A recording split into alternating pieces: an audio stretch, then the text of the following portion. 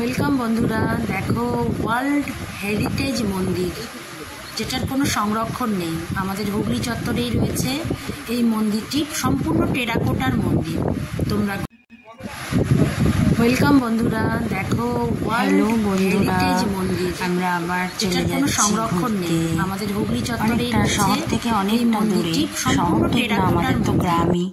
চলো একদম গ্রামের দিকে চলে এসছি, একদম ভিলেজ। আমাদের ভিলেজটা দেখো তোমরা, ভয়ঙ্কর ভিলেজ।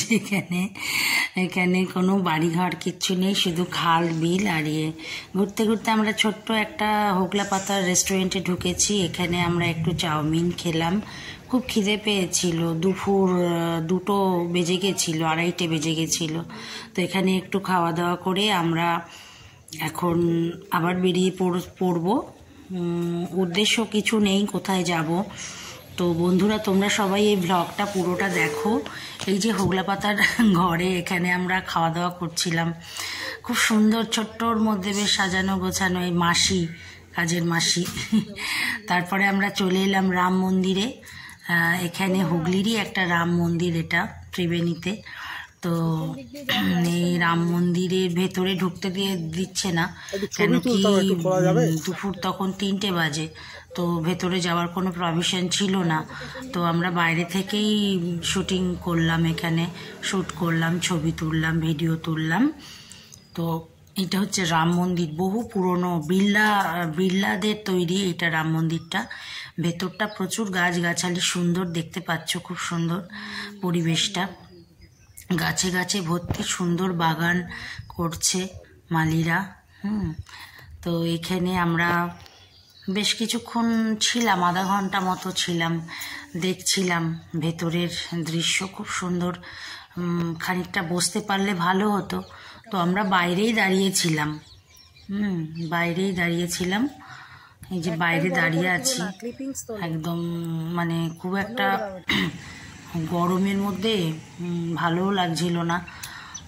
তারপরে আমরা চলে যাচ্ছি এখন ওয়ার্ল্ড হেরিটেজ যে মন্দির, সেই মন্দিরটা তোমাদের দেখাবো, যেটা সংরক্ষণই নেই, খুলে খুলে পড়ছে। এই যে চলে এসেছি আমরা সেই মন্দিরটাতে, হংস প্লাস ঈশ্বরী। এবার হংস প্লাস ঈশ্বরী সন্ধি বিচ্ছেদ করলাম। এবার তোমরা বুঝে নাও এটা কোন মন্দির। হুগলির খুব নামকরা মন্দির এটা, এবং তুমি সারা ওয়ার্ল্ডে এরকম আর্কিটেকচার, মানে এরকম তৈরি জিনিস পাবে না। তো দেখে নাও এটা মন্দিরটা, এরকম সুন্দর মন্দির আমি তো দেখিনি সারা ভারতবর্ষে। তো এর ডুপ্লিকেট আমি দেখিনি কোথাও।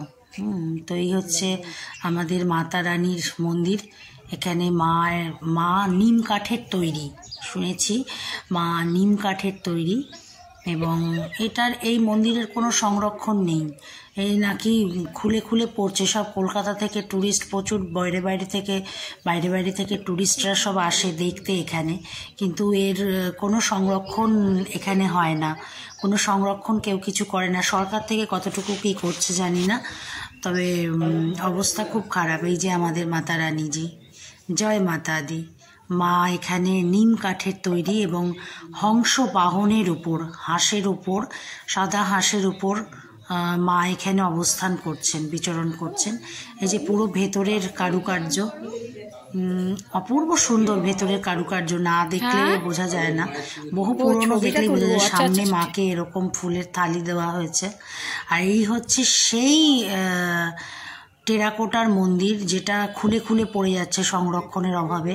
ভেতরে আগে যেতে দিত, এখন এর ধারে কাছেও যেতে দেয় না। তো দূর থেকেই এই মন্দিরের ছবি, মানে ভিডিও তুলতে হলো।